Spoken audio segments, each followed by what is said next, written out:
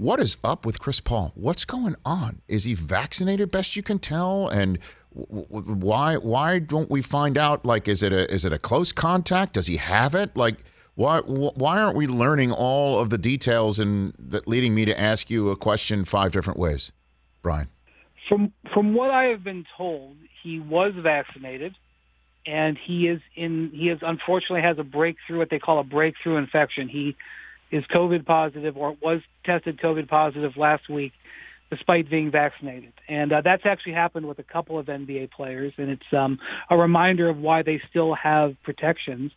We don't have a lot of data yet, Rich, on what happens to folks who have a breakthrough infection like that. Hopefully he's not experiencing severe symptoms.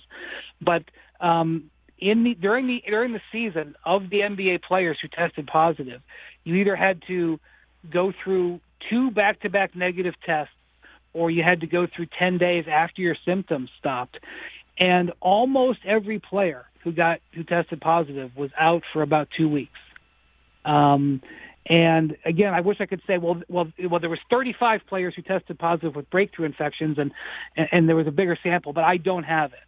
And so the reality is, when Chris Paul tested positive last Monday, you had to face the reality that he could be looking at 10 to 14 days, just because the 2 negative tests don't come very often. And despite him being vaccinated, the whole league is not vaccinated, and because of that, the NBA has had to stick to their protocols to try to avoid an outbreak. And so it's a terrible hand to be dealt to the Suns. The reality is he may look at having to miss 3 or 4 games. They are not giving us updates on his daily testing, which I understand it's a privacy matter, but we just don't know, publicly at least, what his tests look like and what his symptoms are. But the reality is, I don't see him back for game 2, and it could be longer. And so the fact that the Suns were able to get such a victory, and they got a huge break, Rich, this is just reality. The fact that the Western Conference Finals are being televised by ABC and ESPN worked in the Suns' advantage.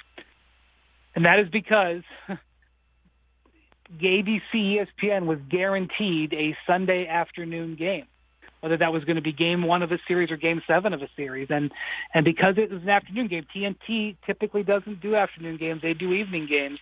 They have the Eastern Conference Finals. Mm-hmm. There had to be an afternoon window, and it's early in the West Coast.